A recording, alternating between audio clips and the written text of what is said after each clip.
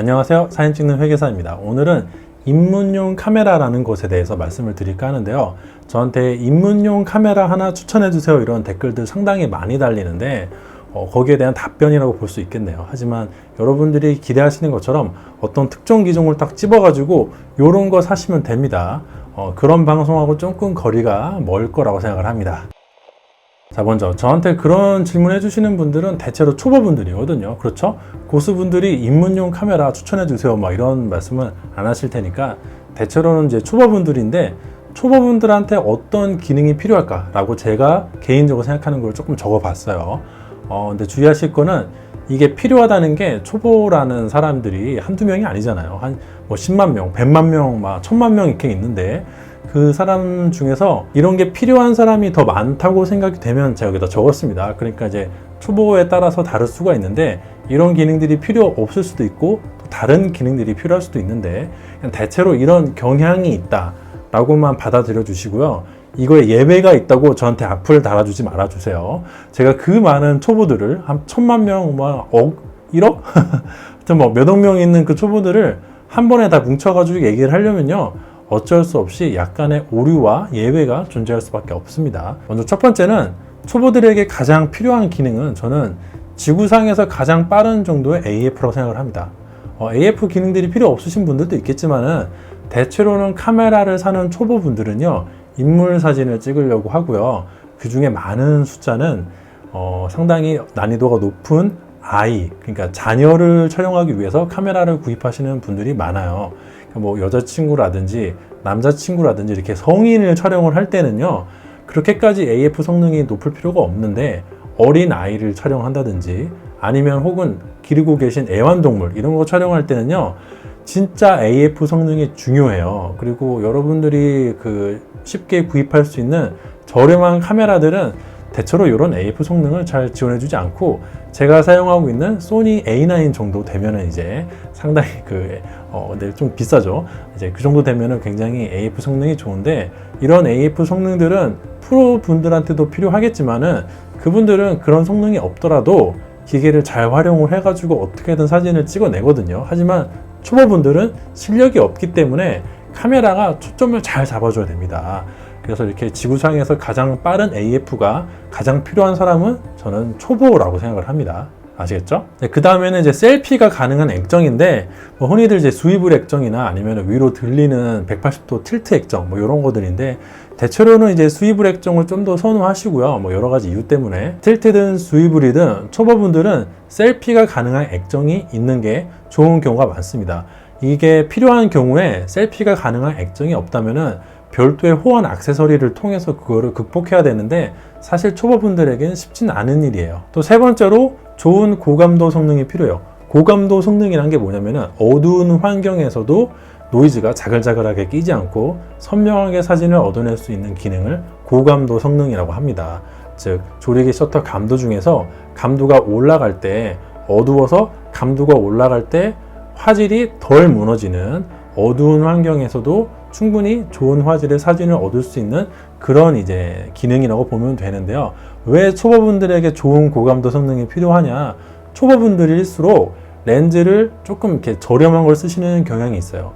렌즈를 좋은 걸 쓰면은, 그러니까 비싼 렌즈를 쓰면은 조리개가 많이 개방이 되기 때문에, 지금 제가 하는 말이 이해가 잘 안 되실 수도 있어요. 그러면 이제 제 YK 사진교실 그거 영상을 참고해 보시고, 저렴한 렌즈일수록 어두움에 약하고 비싼 렌즈일수록 어두움에 강합니다. 그래서 여러분들이 사시는 렌즈가, 초보분들은 조금 저렴한 렌즈를 많이, 특히 번들 렌즈 같은 거 구입을 하시니까 그런 렌즈일 때는 더더욱 고감도 성능이 중요합니다. 사진이 어두울 때 잘 찍히지가 않아요. 이런 말을 많이 하시는 경우가 있어요. 핸드폰 같은 경우에도 여러분들이 평상시에는 불편함을 못 느끼다가 어두운 실내나 뭐 야간에 여행 가서 밤바다 이런 데서 사진을 촬영하면은 노이즈가 자글자글하고 화질이 너무 안 좋아져서 카메라 구입하게 되시는데, 카메라 구입할 때도 좋은 고감도 성능이 있는 카메라를 구입해야 어두울 때 깔끔하게 찍히지, 좋은 고감도 성능이 없으면은 카메라도 어두우면 자글자글하고 화질이 안 좋아집니다. 물론 핸드폰보다 훨씬 낫긴 한데요. 그래도 좋은 고감도 성능이 상당히 중요하다고 할 수 있죠. 다음은 이제 편한 조작성. 카메라를 다룰 때 버튼들이 많으면은 조금 뭐 이렇게 어지러워 보이지만은 사실은 버튼들이 많이 있어야 즉각적으로 이렇게 버튼을 눌러서 빠르게 조작을 할 수 있고요. 여러분들 핸드폰으로 촬영할 때는 조작하기가 솔직히 쉽진 않아요. 핸드폰에는 이제 액정으로 모든 걸 조작을 해야 되는데 할 수 있는 기능도 많이 없고, 또 이렇게 선택을 했을 때 빠릿빠릿하게 움직인다는 느낌이 잘 들지는 않아요. 제가 사용하고 있는 피크닉 작가님 그 아이폰용 어플 같은 경우에는 밝기를 조절하면은 걔가 가만히 유지를 하는데, 보통의 핸드폰 카메라는 밝기를 조절하면은 잠시 있다가 다시 원래대로 돌아가 버립니다. 그러니까 설정이 초기화가 되게 빨리빨리 돼버려요. 그래서 내가 조금 설정해 놓고 기다리다 보면은 얘가 내 설정 값을 다 없애버리고 다시 초기화되는 뭐 그런 경향이 있거든요. 조작하기가 불편한 것이죠. 하지만 카메라 같은 경우에는 버튼도 조금 더 많이 있고 또 조작이 편한데, 그렇다고 모든 카메라가 조작이 좋냐? 그건 아니에요. 저렴한 카메라일수록 조금 조작이 어렵고요. 비싼 카메라일수록 별도의 물리 버튼이 더 많이 있어가지고 조작이 편해지는 경향이 있거든요. 그래서 조작이 편한 카메라가 초보분들에게 저는 중요한 기능 중에 하나라고 봅니다. 다음은 이제 수동 기능인데, 여기서부터는 조금 얘기가 주의하세요. 수동 기능은 거의 모든 카메라가 가지고 있어요. 즉 초보에게 필요한 기능 중에 하나가 수동 기능인데, 굳이 카메라를 샀다는 것은 수동 기능을 활용하기 위해 샀다는 것이거든요. 자동 기능만 이용해서 촬영을 할 거면요, 카메라를 안 사시는 게 낫습니다. 자동 기능만 이용해서 촬영을 할 거면은 핸드폰 카메라가 워낙 요즘엔 잘 나오기 때문에 핸드폰 카메라를 사용하시길 권해드리고요. 기왕 카메라를 구입하신다면은 반드시 수동 기능을 활용하셔야 되는데, 문제는 뭐다?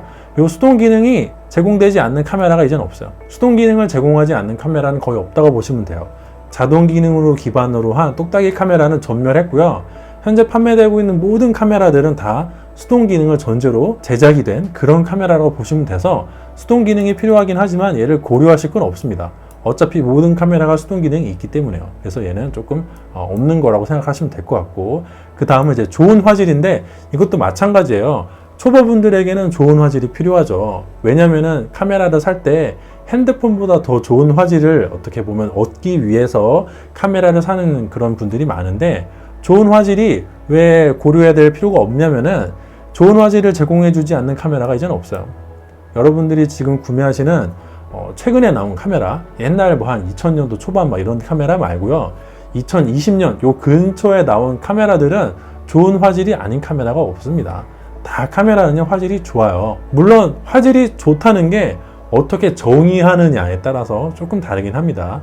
제가 방금 해드린 말이 진실이냐? 진실하고는 거리가 멀어요. 하지만은 초보라고 한정을 한다면은 저렇게 일부 조건을 전제해서 그 어딘가 사진을 고객에게 납품을 해야 된다거나, 아니면 굉장히 큰 사이즈로 인화를 해서 전시를 해야 된다거나, 아니면 뭐 광고를 제작한다거나, 하여튼 뭐 여러 가지 그런 상업적인 활동을 하지 않고 출력도 하지 않고 그냥 SNS나 아니면은 본인 가지고 있는 뭐 태블릿 PC 정도에서 감상하시는 분들, 그런 분들, 혹은 뭐 그냥 이렇게 인화를 하더라도 포토북처럼 그 책 정도 크기에서 인화를 하시는 분들한테는요, 지금 나오고 있는 현존하는 거의 모든 카메라가 만족할 만한 화질을 제공해 줄 것이라고 저는 생각을 합니다.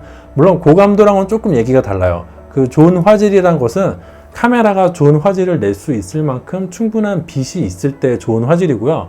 진짜 어두우면 아무리 카메라가 좋아도 화질이 안 좋아질 수밖에 없어요. 막말로 이 모든 불을 다 끄고 암막 커튼을 치고 불을 다 끄고 시커먼 어둠 속에서 사진을 촬영하면요, 사진이 촬영이 안 돼요. 그런 극단적인 상황 말고 적당히 사진이 찍힐 만한 상황에서는 거의 모든 카메라가 좋은 화질을 제공해 주고 있기 때문에, 여러분들이 이 좋은 화질로 어떤 카메라를 사야 될지 고민할 필요가 없습니다. 화질을 고려하지 마세요. 화질을 고려하면은 실패할 확률이 더 높아요. 왜냐면은 거의 모든 카메라가 좋은 화질을 담보해 주고 있기 때문에, 내가 좋은 화질을 보여주는 카메라를 찾아야겠다라고 하면은 잘못된 광고 문구에 넘어가서 약간 호구가 될 확률이 높습니다. 그래서 좋은 화질이 중요하지만 고려하지 마세요. 수동 기능도 고려하지 말고, 또 마찬가지로 예쁜 색감도 고려하지 마세요. 제가 지금부터 드리는 말씀은 굉장히 논쟁적인 요소입니다. 어떤 카메라가 좋은 색감을 낸다는 것은 굉장히 논쟁적이에요. 그렇다고 주장하시는 분들도 계시고 그렇지 않다고 주장하시는 분들도 계시는데, 한 5년 전만 하더라도 캐논이라든지 일부 기종의 카메라가 더 좋은 색감을 낸다고 강력하게 주장하시는 분들이 더 많았어요. 지금도 계시지만 그때는 더 많았어요. 라는 말은 어떤 특정 카메라가 더 좋은 색감을 낸다고 주장하시는 분들이 점점 적어지고 있습니다. 그게 왜 그러냐면은 카메라들이 신제품이 나오고 또 신제품이 나오고 또 신제품이 나오고 하는 과정에서 대부분 색감이 조금씩 비슷해지고 있어요. 그렇지 않은 경우도 있겠지만은 대부분의 카메라들이 색깔이 점점점 비슷해지고 있습니다.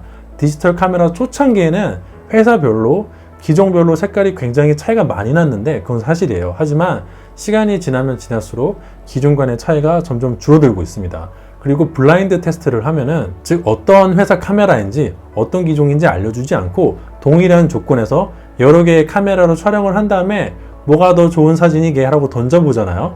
그러면은 오차 범위 이내로 비슷비슷하게 나와요. 그리고 내가 어떤 카메라가 어떤 색감 내는지 맞춰보겠다고 달려들면요, 실패할 확률이 굉장히 높습니다. 왜냐면은 카메라들 간의 색감이 그렇게까지 크게 차이 나지 않고 일관성도 그렇게 없으며 좋은 색감이라는 것이 매우 주관적이기 때문이죠. 사람마다 다르니까. 물론 사람마다 다르다는 거는 어떤 사람들에게는 특정 카메라 색감이 더 좋을 수도 있어요. 그리고 그 작은 차이가 크게 느껴질 수도 있고, 하지만은 대체로 매우 높은 확률로 카메라들의 색감이 여러분들에게 의미가 없을 것입니다. 좀 논쟁적인데, 여러분들이 특히 초보분이라면은 방금 제가 말씀드린 게 관심도 없고 어떤 내용인지도 모르고 또 카메라를 잘 달아본 적이 없는 초보분들이라면요, 기존 간의 색감 차이를 느낄 확률은 거의 제로에 가깝다고 저는 생각을 합니다. 그래서 여러분들이 예쁜 색감으로 카메라를 고려하시면 안 돼요. 초보에게 필요한 기능이 예쁜 색감이지만 예쁜 색감을 제공해주는 카메라는 거의 없다고 보면 돼요. 한 가지 예외가 후지 필름이라는 이제 카메라 제조사는 색감 모드를 따로 제공해줘요. 이름은 필름 시뮬레이션이라고 후지 필름이 과거에 생산하던 여러 가지 그 필름의 느낌을 내는 색감을 제공해 주거든요.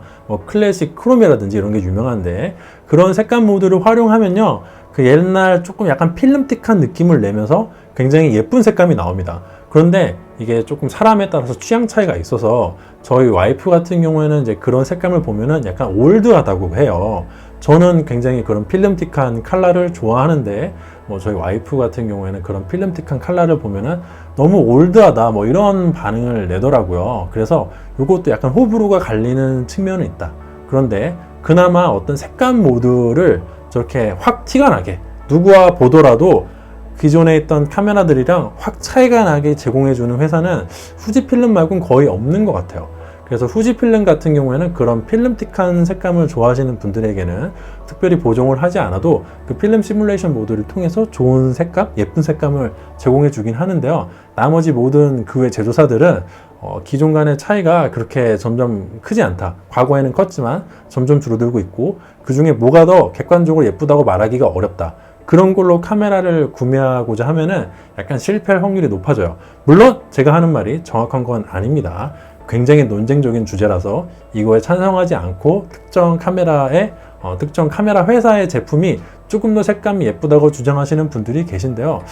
그거를 객관적으로 증명할 수는 없어요. 그건 확실해요. 제 말이 객관적이지 않은 건 사실이지만 그분들 말씀도 객관적이지 않습니다. 이건 확실해요. 적어도 이거만큼은. 그러니까 이제 그런 부분을 고려하셔가지고 저는 예쁜 색감으로 카메라를 고르면 망한다, 호구된다, 이렇게 저는 생각을 합니다. 아시겠죠? 정리를 해보자면은 초보에게 필요한 기능은 요 1, 2, 3, 4 정도고, 얘는 없는 카메라가 없고 좋은 화질 아닌 카메라 없고 예쁜 색감 주는 카메라는 존재하지 않고요. 저는 그렇게 생각을 하네요. 다음은 초보에게 필요 없는 기능인데, 필요 없다는 게 초보가 수억 명이 있으니까 그 중에서 이런 기능들이 필요한 사람도 있어요. 근데 필요 없는 사람이 필요한 사람보다 많다고 생각해서 적은 겁니다. 이런 게 필요한 초보들도 있습니다. 그런데 필요 없는 사람이 더 많다는 것 뿐이에요. 일단 첫 번째가 고속 연사의 지속성이에요. 지속성. 그러니까 고속 연사라는 게 1초에 20장 찍히는 거, 차라락 찍히는 걸 말을 하는데요. 고속 연사는 필요해요. 그러니까 예를 들어 내가 아이 사진을 촬영한다, 동물 사진을 촬영한다 하면은 여러 장을 찍어야지 이제 A컷을 얻을 수 있기 때문에 애가 달려가면은 그거 따라가면서 차라락 찍으면서 그 중에 한 장 건지기 때문에 고속 연사는 필요한데요. 여기 뭐라고 적혔어요? 고속 연사의 지속성은 필요가 없어요. 예를 들어 차라락 찍히는 게 1초에 한 20장 찍힌다고 할 때 그거를 몇 장까지 찍을 수 있을 거냐, 예를 들어 우리 카메라가 100장까지 버틴다고 하면요, 1초에 20장을 찍을 수 있으면 5초 버티는 거죠. 그게 바로 지속성입니다. 프로들 카메라는요, 지속성이 굉장히 중요해요. 계속 누르고 있어도 이게 뭐 몇 초든 뭐 20초든 뭐 때로는 무한대까지 버티는 능력이 중요하거든요. 그러나 초보분들에게는 얘를 뭐 무한대로 버텨줄 필요는 없어요. 그게 뭐가 문제냐면은 이 메모리 카드라는 게 한계가 있어서 여러분들이 계속 셔터를 누르잖아요. 사진 한 장이 생각보다 용량이 크기 때문에 메모리 카드가 금방 찹니다. 그리고 사진이 순식간에 뭐 수백 장이 찍혀요. 그렇잖아요. 1초에 20장이 찍히는데 그거 5초만 눌러도 100장이거든요. 그런 식으로 계속 그 셔터를 눌러가지고 차라락 여러 장을 찍다 보면은 집에 와서 컴퓨터에서 사진 열면은 사진이 수천 장이 나옵니다. 수천 장. 그럼 그 중에서 내가 원하는 사진 골라야 되잖아요. 그거 다 쓸 거 아니니까 나한테 필요한 사진을 셀렉해야 되는데 그 과정이 굉장히 피곤합니다. 사진 촬영할 때 가장 고통스러운 순간이 셀렉이에요. 셀렉하고 나서 보정하는 것도 좀 힘들긴 한데 정말 뭐 어떻게 말로 설명할 수 없이 괴로운 게 바로 셀렉이거든요. 그 고속 연사를 너무 많이 하다 보면은 셀렉이 괴로워져요. 그래서 초보분들한테는 특히 그런 게 필요 없고 또 몇 번 하시다 보면은 안 하게 될 거예요. 왜냐면은 용량이 너무 많이 먹었고 이 셀렉하는 게 고통스러워서 몇 번 하다가 이제 안 하게 되니까 지속성을 가질 필요까지는 없다. 뭐 10초 무한대까지 버텨줄 필요는 없다 라고 저는 생각을 합니다. 이거를 한마디로 얘기하면 버퍼라고 표현할 수가 있어요. 버퍼 성능이 좋으면은 오래 지속이 되고 버퍼 성능이 떨어지면은 이게 금방 이제 사진이 끝나는데 셔터가 더 이상 안 눌려요. 그래서 좋은 버퍼는 솔직히 초보한테 필요가 없습니다. 또 두 번째가 이제 고화소 기능인데 고화소가 정확히 몇만 화소가 고화소냐 이거는 시간이 가면 갈수록 바뀝니다. 이게 고화소라는 게 상대적으로 높다는 개념이기 때문에 점점 이게 기준이 높아지고 있긴 하거든요. 하지만 2020년 현재까지는 2400만 화소 정도가 기준인 것 같아요. 그러니까 2400만 화소까지는 일반적인 화소라고 보고 그걸 넘어가면은 3000만 화소 이상, 4000만 화소, 5000만 화소 정도면 이제 고화소라고 할 수 있을 것 같아요. 근데 이건 이제 시간에 따라서 조금 다릅니다. 그때. 근데 이제 그때 당시에 고화소라는 것은 그때 당시로 지금 2400만 화소까지는 충분하게 조금 뭐 여유롭게 최적화를 할 수가 있는데 그 이상으로 뭐 6000만 화소까지 올리면은 거기에 따라서 여러 가지 부담이 오거든요. 컴퓨터가 버벅거린다든지, 그러니까 보정을 할 때 버벅거린다든지, 저장을 할 때 귀찮다든지 여러 가지 문제가 발생해요. 근데 초보분들한테 그런 문제를 극복하고서라도 사용해야 될 만큼 고화소가 매력적인가? 저는 그렇게 생각하지 않아요. 아까 고감도 성능이 중요하다고 했잖아요. 어두울 때 잘 찍히는 고감도 성능이 오히려 더 중요한데 고화소가 너무 올라가면은 화소가 너무 올라가면은 역으로 그 고감도 성능은 내려갈 수밖에 없어요. 물리적으로 화소가 너무 이렇게 밀집돼 있으면 굉장히 민감해지기 때문에 어두우면 어두울수록 사진이 금방 화질이 안 좋아집니다. 설명하자면 복잡하지만 어쨌든 그냥 물리적으로 그래요. 그래서 그때 당시에 고화소면은 고감도 성능이 안 좋기 때문에 초보분들한테는 별로 좋지 않습니다. 세 번째로는 로그 촬영 8K 등 프로용 영상 스펙도 필요가 없어요. 제가 지금 드리는 말씀을 잘 모르실 수도 있을 것 같아요. 로그 파일이 뭐야? 로그는 수학 시간에 나오는 그 로그 아닌가? 그 로그 맞는데 설명하지 않겠습니다. 이거 모르시면은 할 필요가 없어요. 그 8K 같은 경우에는 8K 영상은 현재 재생 가능한 어떤 장치도 별로 없고요. 이거를 편집하면 굉장히 상당히 버벅거려요. 요즘에는 갤럭시 S20 이런 데서 8K 영상을 촬영할 수 있는 기능을 제공해 주긴 하는데 그건 이제 거의 뭐 광고용 그런 기능이고요. 그냥 광고용 기능이고 8K를 여러분들이 쓰실 그거는 거의 없습니다. 나중에 모르겠어요. 이것도 어떻게 보면 이제 고화소의 어떤 하나의 요소이기 때문에 시간이 많이 지나면 모르겠는데 현재 시점, 2020년 현재 시점에서는 8K를 초보분들에게 전혀 필요가 없습니다. 이거는 진짜 1도 필요가 없어요. 또 네 번째는 스튜디오 조명 등 여러 가지 액세서리가 있거든요. 조명, 뭐 동조기, 뭐 무선 릴리즈, 그 외에 뭐가 있을까요? 짐벌, 또 뭐가 있지? 하여튼 여러 가지 그런 호환 액세서리들이 있는데 초보분들은 그런 이제 액세서리와의 뛰어난 호환성은 별로 필요가 없습니다. 왜냐면은 카메라도 잘 안 들고 다녀요. 카메라도 잘 안 들고 다니는 분들한테 프로용 조명이랄지 이런 거와의 어떤 호환성은 전혀 중요한 이슈가 아니겠죠. 그래서 이것도 별로 필요가 없는 기능이라고 봅니다. 자, 그럼 여기까지 설명을 들었을 때 초보한테 필요한 기능만 딱 모아놓고 필요 없는 기능은 다 없애버린 그런 카메라가 있는가? 없습니다. 아쉽게도 그런 카메라는 없어요. 많은 분들이 초보용 카메라라고 생각하는 입문용 카메라는 이제 보통 싼 카메라들인데 싼 카메라들은 대체로 이제 요 정도의 성능을 가지고 있거든요. 싼 카메라들은 대체로 셀피가 가능한 액정을 가지고 있습니다. 좀 웃긴 얘기인데 비싼 카메라일수록 요 기능이 없어요. 그러니까 스위블 액정, 틸트 액정은 고급용 전문가용 카메라에선 없는 경우가 많습니다. 캐논은 저거를 좀 이렇게 후하게 주는 편이긴 한데 왕덱스 3 같은 정말 플래그십 바디에서는요 스위블 액정이 없어요. 캐논도 그렇고 나머지 제조사 같은 경우는 더 심한데 싼 카메라에만 셀피가 가능한 액정을 넣어줘요. 좀 웃기죠? 비싼 카메라에는 이걸 잘 안 넣어줍니다. 두 번째로 수동 기능 없는 카메라는 없다고 했죠. 세 번째로 좋은 화질 없는 카메라 없다고 했으니까 실질적으로 이렇게 얘를 제끼면은 싼 카메라는 대체로 장점이 셀피가 가능한 액정을 가지고 있다. 이거 하나밖에 없습니다. 당연하죠. 왜? 싸니까 좋지 않겠지. 반면에 비싼 카메라는 이제 이런 기능들이 있는데 비싼 카메라에서도 대체로 굉장히 좋은 AF를 가지고 있어요. 비싼 카메라가 AF가 안 좋은 경우는 없다고 보시면 되고 그 제조사가 낼 수 있는 최고의 성능을 내고 있다고 보면 됩니다. 두 번째로 좋은 고감도 성능을 가지고 있거나 혹은 매우 고화소예요. 얘네는 약간 상충되기 때문에 고화소이면서 좋은 고감도를 가지기는 조금 어렵습니다. 물론 시대가 가면 갈수록 절대적으로 고화소이면서도 고감도 성능이 좋아질 수는 있지만은 동시대로 보면은 고감도이면은 그 동시대에 최고로 낼 수 있는 고감도 성능은 아니에요. 얘네는 상쇄가 되는 면이 있기 때문에 상충되는 면이 있기 때문에 약간 좀 갈라서 고감도 아니면은 고화소다. 이렇게 보시면 됩니다.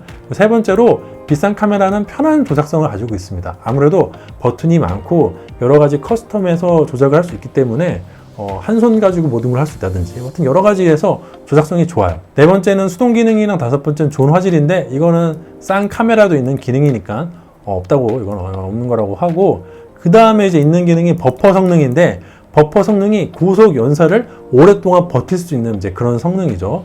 그리고 세 번째 프로급 동영상 기능 5탄데 그냥 넘어갈게요. 프로급 동영상 기능 로그 파일이라든지 10비트 출력 하여튼 여러 가지 그런 프로급 기능을 제공해 줍니다. 여덟 번째는 이제 스튜디오 조명 등과의 호환 여러 가지 액세서리랑 잘 호환이 되는 면이 있어요. 근데 여기서 문제가 뭐냐면은 이 중에서 초반대에 필요한 기능이 뭐가 있어요? 요거 필요하고 요거 필요하고 요거 필요하고 이것도 필요한 기능이긴 한데 싼 카메라도 있으니까 얘네는 고려해서 빼면은 얘가 어디에 있다? 비싼 카메라에 있습니다. 비싼 카메라. 흔히 저한테 입문용 카메라 추천해 달라고 하시는 분들은 대체로 싼 카메라에서 이제 추천해 달라는 경우인데 왜냐면은 입문용 카메라 추천해 달라고 하는데 비싼 카메라를 덜컥 추천하기가 조금 그래요. 기분 나빠하실 수도 있고 또는 입문하는 사람이 처음 카메라를 그렇게까지 비싼 돈을 들여가지고 한 500만원, 400만원 이상 들여서 정말 좋은 카메라 사기가 쉽지 않다라고 말씀하시는 것도 있고 그것도 맞아요. 그래서 보통 입문용 카메라라고 하면 이제 싼 거를 추천해 달라는 그 요청이랑 거의 동의어인데 가성비 좋고 그런 거. 그런데 이제 문제가 뭐냐면은 싼 카메라는요 사용하기가 편리하지 않아요. 아까 말씀드렸다시피 싼 카메라의 장점은 셀피가 가능한 액정 그 정도 말고는 거의 없다고 보시면 되고요. 혹은 그 액정을 통해서 터치 기반으로 조금 조작성이 직관적이다 이 정도 빼면은 거의 없기 때문에 저 카메라는 그렇게 초보자에게 적합하지 않습니다. 왜냐면은 저게 보기에는 만만해 보이는데 그러니까 보통 싼 카메라라고 하는 그런 입문자용 카메라 이렇게 팔고 있는 것들은 대체로 크기도 작고 가볍고 조금 디자인도 귀엽고 이러기 때문에 보기는 만만해 보여요. 자식 좀 내가 하면은 쓸 수 있겠는데 이런 느낌이 드는데 굉장히 사용하기 어렵습니다. 물론 사진은 잘 찍히는데요. 조금 조건이 어려워지면 예를 들어 스포츠 촬영 특히나 뛰어다니는 애완동물이나 어린아이를 촬영하는 정도의 굉장히 난이도가 높은 촬영을 하면요 그런 입문자용 싼 카메라로 촬영이 쉬울 것이냐? 그렇지 않아요. 그런 촬영은 좋은 카메라로 비싼 카메라로 촬영을 해야 좀 수월하지 저렴한 카메라로는 잘 안 될 확률이 높습니다. 싼 카메라는 사실 고수에게도 어려워요. 예를 들어 고수한테 굉장히 사진 잘 찍는 분한테 똑같은 조건에서 굉장히 어려운 조건을 주고 비싼 카메라랑 싼 카메라 놓고 뭐가 더 촬영하기 쉽나요? 라고 물어보면은 100명이면 100명당 비싼 카메라가 촬영하기 쉽다고 하겠죠. 물론 고수분들이니까 싼 카메라로도 촬영은 가능한데요.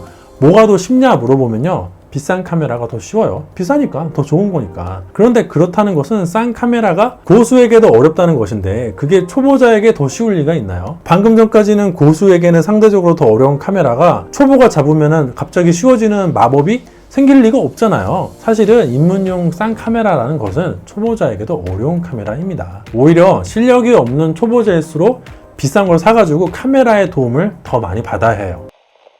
다만 여기까지 말씀을 드리면요, 이제 보통 그 다음 반응이, 회계사님 비싸고 좋은 건 알겠는데, 그건 다 알겠는데 내가 그렇게 좋은 카메라를 샀을 때 그걸 다 활용할 수 있을까요? 이런 이제 질문을 많이 하시고 걱정을 많이 하시고, 근데 제 생각에는 원래 활용을 다 못하는 게 정상이라고 봅니다.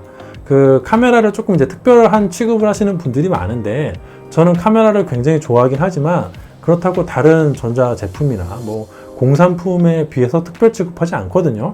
카메라도 뭐 다른 자동차라든지 아니면 뭐 다른 백색가전, 냉장고, 세탁기 혹은 핸드폰 이런 전자기기랑 다를 게 없어요. 똑같은 그냥 공산품이에요. 공산품. 대체로 공산품들, 그러니까 비싼 공산품들은 여러 가지 기능을 제공해 주고 있기 때문에 사용자가 그거를 다 사용할 수가 없어요. 예를 들어 자동차 같은 경우에도 자동차가 몇 천만 원짜리인데 내가 그걸 다 활용하고 있는가?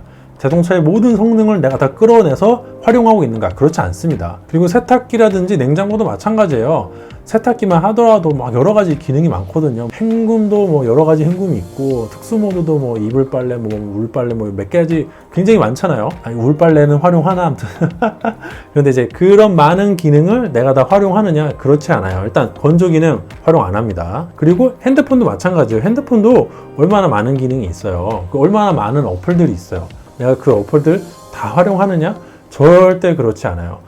어차피 전자기기나 뭐 이런 제품들 산다고 모든 기능을 활용할 수 없고요. 그거는 카메라도 마찬가지예요. 그 매일매일 사진을 촬영하시는 프로분들도 그 카메라를 다 활용하고 있지는 않습니다. 예를 들어 다 활용하고 계신 분들도 계실 텐데 아닌 분들도 많아요. 예를 들어 매주 주말마다 하루에 2탕씩, 일주일에 4건이죠. 진짜 신나게 웨딩 촬영을 하고 있는 작가님이 있다고 가정을 해볼게요. 그 작가님 주중에는 보정하느라 바쁘겠죠? 주말에는 촬영하느라 바쁘고, 주중에는 이제 보정하느라 바쁘고, 정말 그 작가님보다 카메라를 많이 활용하기도 어려울 것입니다. 그런데 그 작가님은 맨날 웨딩 스냅만 찍으니까 카메라에 있는 동영상 기능을 거의 활용하지 않을 거예요. 하지만 그렇다고 해서 카메라에 있는 모든 기능을 활용하지 못한다고 해서 아쉬워할까요? 전혀 그렇지 않습니다. 동영상 기능 활용하지 않지만 아무 미련도 없으실 거예요.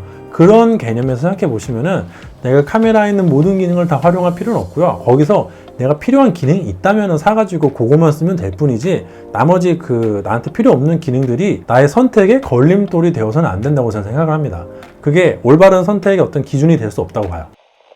자, 그래서 오늘 영상의 결론, 첫 번째, 초보에게 딱 맞는 카메라는 없어요. 싼 카메라는 수입 액정이나 뭐 틸트가 되고, 비싼 건 그게 안 되는데 또 초보자한테 필요한 여러 가지 기능이 있고요. 그리고 두 번째는, 그래가지고 싼 카메라는 고수나 초보나 누구에게나 어려운 카메라입니다. 상대적으로 초보자라면 더 어렵겠고 고수라면 덜 어렵겠지만은, 어쨌든 싼 카메라는요 누구에게나 활용하기 어려운 카메라예요. 만만해 보이고 귀여워 보이지만은 사실은 걔는 조금만 상황이 어려워져도 활용하기 힘들어지는 뭐 그런 카메라라고 볼 수 있고요. 또 세 번째, 어차피 비싼 카메라 사서 다 활용하지 못하는 건 누구나 마찬가지입니다. 그래서 내가 그거를 비싼 걸 산다고 다 활용할 수 있을까? 괜히 돈 낭비 같은데, 이런 생각 하실 필요가 없고요. 여러분들이 필요한 기능을 제공해주는 카메라라면은 구입을 하시길 제가 권해드립니다. 다만 예산이 한정적이어서 구입을 못할 수가 있겠죠. 돈이 없어가지고 못 살 수는 있겠는데, 근데 이제 돈이 진짜 만약에 많이 부족해서 내가 원하는 성능의 카메라를 살 수 없다면 차라리 사지 않으시길 권해드릴게요. 그냥 폰카로 촬영하는 것도 좋은 선택지가 될 수 있고요. 아니면 내가 진짜 카메라가 사고 싶다라고 해서 조금 저렴한 좀 싼 카메라를 사면은 이게 나한테 맞는 초보자용, 입문자용, 가성비 좋은 카메라를 산다기보다는 돈이 없어서 조금 성능이 떨어지는 카메라를 샀다 라고 생각을 하면서 사시는 게 호구가 되지 않는 지름길, 올바른 소비를 하는 지름길이라고 저는 생각을 합니다.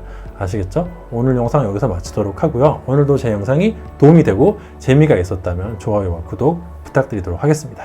감사합니다.